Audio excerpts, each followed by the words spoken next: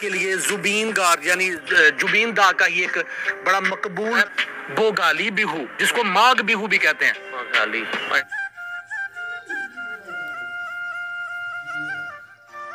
পাকিস্তানতো অসমৰ বিহুক লৈ কিনে সমালোচনা আৰু জুবিন গাৰ্গকো লৈ কিনে বহুত সমালোচনা কৰে। কি সমালোচনা কৰে, কি কথা, কি বতা, ভিডিঅ'টো যদি শেষলৈকে চাই তেহে গম পাব। শেষত কিন্তু বেলেগ আছে, শেষত আপোনালোকে ভিডিঅ'টো এনজয় কৰিব আৰু আপোনালোকক ভাল লাগিব। গতিকে বিহুক লৈ কিনে যেতিয়া সমালোচনা কৰে আপুনি নিশ্চয় শুনিবলৈ বিচাৰিব আৰু আপুনি যদি সঁচাকৈ অসমীয়া হয় ভিডিঅ'টো আপোনালোকে চাব আৰু যদি ভাল লাগে ভিডিঅ'টো লাইক কৰি দিব। লগতে নতুন যদি ভিডিঅ' আপোনালোকে বিচাৰিছে মোৰ পৰা তেনেহ'লে চেনেলটো ছাবস্ক্ৰাইব কৰিব। যদি কিবা ভুল ভ্ৰান্তি হয় কমেণ্টত আপোনালোকে জনাব। বন্ধুসকল, পাকিস্তানৰ মানুহ আমাৰ বিহুক লৈ কিনে ইমান সমালোচনা কৰে। আজি নতুন প্ৰজন্মই বহাগ বিহু, কাতি বিহু আৰু মাঘ বিহু 3 প্ৰকাৰৰ হয়। কি ভাগত ভগাইছে সেইটো বহুতে হয়তো নাজানে।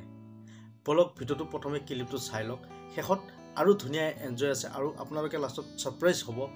की ऐसे लास्ट साले गम पाबो। बोलो क्लिप तो साइलो। एक मजहबी त्यौहार है, एक रिलीजियस फेस्टिवल है बिहू उसके ऊपर है, ठीक है।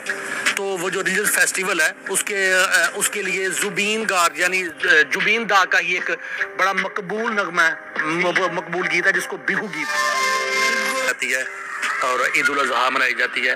तो इसी तरह से यहाँ पे बिहू का त्यौहार मनाया जाता है। जी। जो बिहू है ना ये साल में 3 दफा मनाया जाता है। अच्छा, तो ये साल में 3 बार मनाया जाता है। इसका जो सबसे बड़ा त्यौहार है वो है बोहाग बिहू जिसको रुंगाली बिहू भी कहते हैं। अच्छा, बोहाग बिहू, रुंगाली बिहू और बाज़ जगहों पे विसाख बिहू भी कहते हैं। अच्छा, वो बैसाखी से जुड़ा हुआ है। जो जैसे हमारे यहाँ बैसाखी होती है। हाँ। और ये जो रुंगाली बिहू है या बोहाग बिहू है ये अप्रैल में मनाया जाता है। अच्छा, उसके बाद दूसरा है पोंगाली बिहू जिसको काटी बिहू भी कहते हैं, ये अक्टूबर में मनाया जाता है। और 3rd नंबर पे आता है बोगाली बिहू जिसको माघ बिहू भी कहते हैं। सूरज कातक, मगर, पो, माघ, फागन, ये ना 12 महीने देसी महीने हमारे यहाँ भी यूज होते हैं ये। तो ये जनवरी में माघ बिहू जिसको भोगाली बिहू भी कहते हैं मनाया जाता है। साले আপোনালোকে কেনেকুৱা পালে? পাকিস্তানত আমাৰ বিহুক আৰু আমাৰ জুবিন দাক কিমানে সন্মান কৰে, সমালোচনা কৰে, চৰ্চা কৰে, মোক সঁচাকৈ বহুত ভাল লাগিছে। আৰু সেই পাকিস্তানৰ দুজন ভাই ককাইক বন্ধু হওক বা ভাই ককাই হওক মই চেলিউট কৰিছোঁ যে অসমক লৈ কিনে আপোনালোকে ইমানখিনি আলোচনা কৰিছে, আপোনালোকে ৰিয়েকশ্যন ভিডিঅ' বনাই অসমক লৈ কিনে। বলক ভিডিঅ'টো শেষলৈকে চাব, কি আছে অলপমান এনজয় কৰক। যিহেতুকে ভোগালী বিহু হয় আৰু ভোগালীত সকলোৱে ভোগ কৰে। ভোগালী বিহুটো এইটো কাৰণে কয় যে মাঘ বিহুটো ভোগালী আমি সকলোৱে ভোগ কৰোঁ। ভোগালী বিহুত আমাৰ নতুন চাউল ধান সকলোখিনি তিল পিঠা আদি কৰি বহুতো পিঠা পনা বনে। চ' মই তাৰ লগতে এটাই কৈ থৈ দিছোঁ যে মাঘৰ বিহু, ভোগালী বিহু আপোনালোকক আগতীয়াকৈ মোৰ ফালৰ পৰা শুভেচ্ছা থাকিল। আপোনালোকৰ মনৰ আশা, মনৰ খোৱা বস্তুবিলাক যাতে পাওক তাৰে মোৰ কামনা। বলক প্ৰথমতে সৰু এটা ক্লিপ দিছোঁ আৰু সেই ক্লিপটো চাই লওক। তাৰ মাজত মই দুআষাৰমান আৰু কম, আপোনালোকে শুনিব, আপোনালোকৰ মনৰ ভাৱ মোক জনাব। বলক অলপ এনজয় কৰোঁ।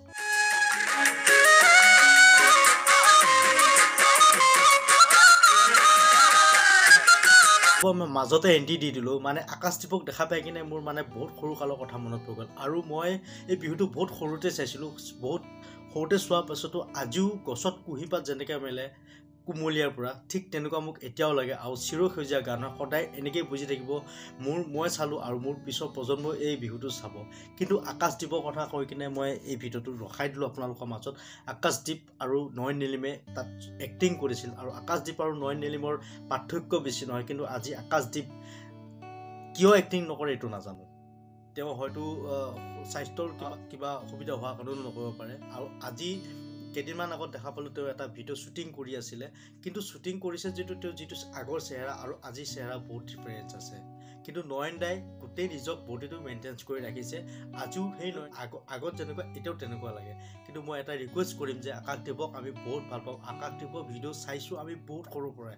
তেওঁক মই বহুত সৰুতে লগো পাইছিলোঁ, মোৰ সোণাগুৰি বুলি কয় তাতে লগ পাইছিলোঁ।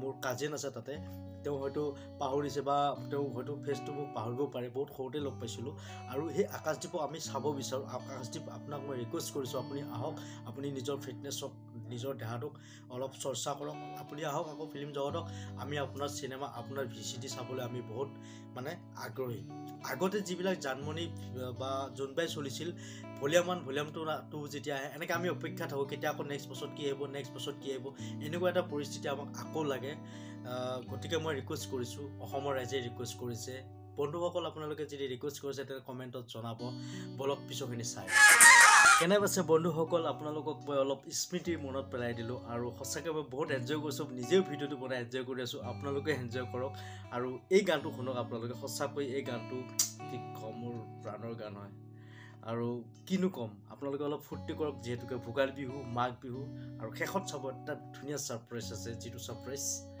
কি ক'ম আৰু চাই থাকক ওই খৰত ধুনিয়া মাজনি ওই আকাশৰ জুনে বাই ওই আকাশৰ জুনে বাই ওই মৰতৰে ধুনিয়া ওই মৰত ধুনিয়া পকাই ঐ সেজনী ছোৱালী ঐ সেজনী ছোৱালী ঐ যিজনী মাতে কেনে পালে চাই জনাব শেষত কি ক'ম handsome not matter heart matter জয় আই অসম জয় ভাৰত আৰু বলক ভিডিঅ'টো শেষত এনজয় কৰোঁ যিটো ছাৰপ্ৰাইজ কৈছিলোঁ সেইটো আপোনালোকে ভিডিঅ'টো শেষলৈকে চাব গম পাব লগতে মই শেষৰবাৰ আকৌ এবাৰ কৈ থৈ দিছোঁ যে ভোগালী বিহুৰ মাঘ বিহুৰ বহুত বহুত শুভেচ্ছা থাকিল লগ পাম কেতিয়াবা আৰু নতুন ভিডিঅ' এটা লৈ বলক মোৰে মানুহজনী বিচনা তলত চৰিয়া গাহাতে চাদৰ এৰিয়া আইতই মোৰে